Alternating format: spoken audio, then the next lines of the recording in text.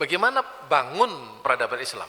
Adakah tradisi ilmu di dalam Islam? Ada. Ashabus Suffah itu adalah orang-orang yang memang sengaja mendekat ke Nabi, tidur di berandanya Masjid Nabawi yang pada itu masih sangat sederhana sekali, tidur di situ, dia makan di situ, bahkan para sahabat memberi mereka makan. Untuk apa? Mereka belajar langsung kepada Nabi. Kesan yang disampaikan oleh sahabat itu tertulis ya di dalam kitab-kitab sejarah. Kunna ma'a Rasulillahi sallallahu alaihi wasallam la natajawazu suratan minal Qur'an illa ba'da an nahfaduha wa na'maluha wa ta'allamnal ilma wal amal. Kita bersama Rasulullah pada waktu itu di Suffah, itu ayat-ayat kita hafalkan semua. Setelah dihafalkan, itu diamalkan dalam kehidupan. Di sini, Quran itu tidak hanya dibaca, juga tidak hanya dihafalkan. Hafalan terhadap Al-Quran itu sebenarnya penting ketika kita bersentuhan dengan ilmu pengetahuan. Gimana hubungan ayat dengan ilmu? Itulah yang harus kita pikirkan sebagai seorang terpelajar dan belajar ilmu. Maka di sini ujian tahfidz itu bukan hanya sekedar udkur surah ini, enggak.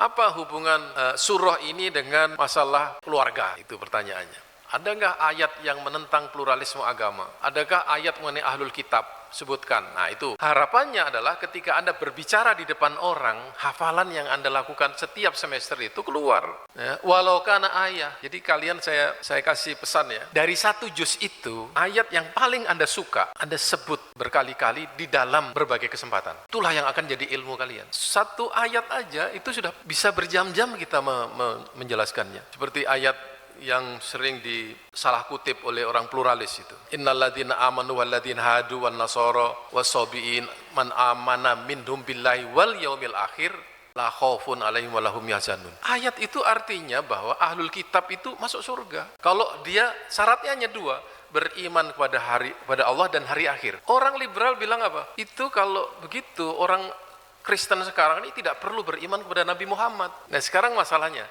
man amana billah. Siapa yang membawa konsep iman kepada Allah? Nabi Muhammad. Nah, di situ. Kemudian ayat ini untuk apa asbabun nuzulnya? Nah, di situ sampai saya baca juga asbabun nuzulnya. Ternyata ayat itu tidak bisa ditafsirkan begitu saja. Itu adalah ahlul kitab sebelum datangnya Rasulullah. Nah, kan berarti satu ayat saja bisa diskusi berjam-jam. Maka kalian kalau hafal satu juz, saya pesan hafal 5 ayat. Ya, mau mengenai keluarga atau mengenai siapa, itu akan menjadi milik kalian. Saya yakin hafalan itu akan hilang ketika Anda tidak mengulang-ulang. Dalam konteks peradaban, tadi yang tidak meninggalkan satu surat pun kecuali dihafal dan diamalkannya, lahirlah dari Ashabus Suffah itu orang-orang yang konsentrasi hadis sendiri. Di situ ada Abu Hurairah. Abu Hurairah itu mencermati yang dikatakan Rasulullah dalam kaitannya dengan Al-Quran. Kemudian ada Ibnu Abbas. Ibnu Abbas ini mufassir terkenal. Dia konsentrasi kepada tafsir-tafsir ayat-ayat. Kemudian ada yang namanya Anas Ibnu Malik. Dia memperhatikan ahkam syariah, menjadi faqih minal fuqaha. Dan seterusnya. Ada namanya Salman Al-Farisi, itu dia belajar Al-Quran, ayat-ayat yang sifatnya ruhaniyah, melihat Rasulullah, dia menjadi seorang sufi. Begitulah tradisi itu timbul. Jadi ilmu dalam Islam itu lahir dari kitab suci. Nih kita harapannya kalian tahfidz Quran, dari situ Anda berbicara sesuai dengan prodi masing-masing, nyetir ayat-ayat. Oh, itu sangat keren itu. Dari situlah tradisi Islam itu muncul sebagai tradisi ilmu pengetahuan. Muncullah fikih, muncullah di situ ilmu kalam, ya. Di situ muncul juga tasawuf. Nah, fikih itu berkaitan dengan hukum. Ya, ahkam syariah, muncullah kemudian fikih dengan sekian madhab ya. Kemudian muncul ilmu kalam. Nah, ilmu kalam ini kalau dibuat madhabnya, madhab kalamiyah itu ada namanya Asy'ari, Maturidi, itu dalam Ahlus Sunnah wal Jamaah. Kemudian ada sempalan yang disebut dengan Syiah ya. Itu berarti masalah akidah kita akidah kita bermasalah? Tidak bermasalah. Cara kita melihat, menafsirkan dan memahami tauhid itu bisa dari beberapa sisi tanpa menghilangkan kata tauhid, tanpa menghilangkan keesaan Tuhan. Diskusi mengenai Tuhan, diskusi mengenai hubungan Tuhan dengan manusia di dalam Islam bebas. Tetapi tidak seorang pun ulama yang mengatakan bahwa Allah itu lebih daripada satu. Tradisi di dalam Islam membuka cara berpikir yang luar biasa yang tidak ada di dalam kitab suci yang lain. Tafakkaru fil khalqi wala tafakkaru fil khaliq. Inna fi khalqis samawati wal ardi wa ikhtilafil laili la ayatun liulil albab. Bayangkan, ayat bagi Anda itu Anda harus Anda pikirkan. Mengajak kita untuk berpikir. Jadi di dalam Quran itu ada ayat kauniyah, ada ayat nafsiyah, ya. Ayat-ayat yang ada di dalam diri kita itu ayat. Kemudian dikaitkan dengan ayat Quraniyah, semuanya ayat namanya. Nah, ayat itu adalah tanda. Tanda itu merujuk kepada sesuatu di luar tanda itu. Iya kan? Kalau tanda ke Solo 50 km. Ya. Solonya di sini atau di sana? Di sana. Tanda itu namanya ayat. Makanya apa yang di alam semesta ini sebagai ayat, tandanya merujuk kepada sesuatu yang lain, yaitu penciptanya. Itulah ayat. Di dalam kita, dalam diri kita ini juga ada tanda-tanda. Ya, tanda yang pertama dan yang terpenting adalah fitrah di dalam diri kita. Allah menciptakan fitrah. Fitrah itu apa? Fitrah itu adalah potensi, hakikat, naluri beriman kepada Tuhan. Ya, ini ayatnya kembali kepada surat Al-A'raf, ya, yang berbunyi alastu birabbikum. Jadi dalam alamul arwah dulu sebelum kita lahir itu sudah ada dialog dengan Tuhan. Alastu birabbikum bala syahidna. Jadi semua yang lahir itu sudah menyaksikan, berkata ruhnya, berkata kepada Allah, kami membenarkan engkau adalah Tuhan kami.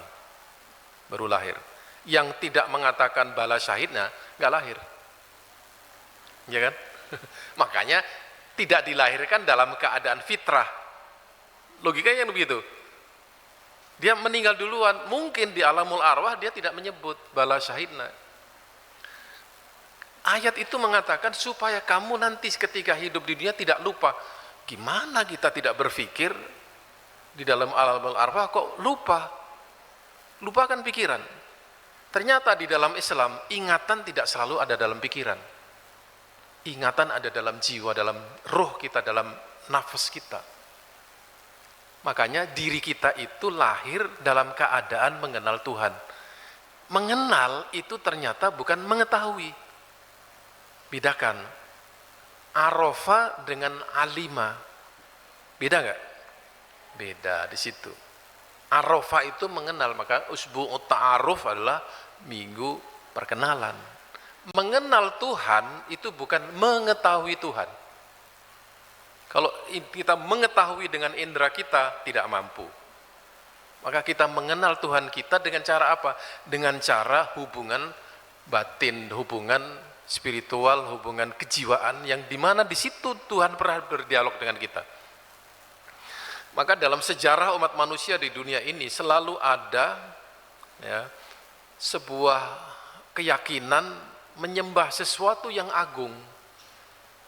Ya, tetapi mereka tidak bisa menemukan kebenaran itu karena kondisi masing-masing. Allah mengutus ribuan nabi ke dalam dunia ini. Ya, ada yang disebutkan di dalam Al-Quran dan ada yang tidak. Orang-orang yang mengikuti nabi-nabi itu kemudian menjalankan ajarannya, tetapi kemudian meleset atau menyimpang dari ajarannya. Ya, jadilah agama Hindu, jadi agama Shinto. Mungkin nabi di Jepang juga ada. Ya, itu nabi di Cina juga ada, tapi dia salah. Ya, salah. Mungkin dia membelokkan itu. Nah, berbicara mengenai tradisi tadi itu, ketika Al-Quran sudah menjadi pegangan para sahabat, peradaban Islam kemudian melesat luar biasa. Ada seorang orientalis yang mengatakan sebuah pernyataan menarik. Pada masa itu atau pada masa yang lalu, ya, Al-Quran menjadi inspirasi, Al-Quran menjadi wisdom. Ya.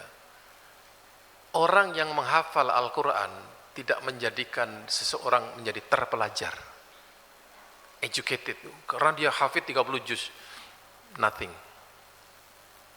Ya. Tetapi semua orang intelektual dan ulama pasti hafal Al-Quran. Bisa dibalik ya. Jangan dikatakan semua yang hafal 30 juz pasti dia seorang intelektual. Tidak. Tapi semua intelektual di masa itu, semua ulama pada waktu itu tidak pernah ada yang tidak hafal Al-Quran. Bisa tahu bedanya.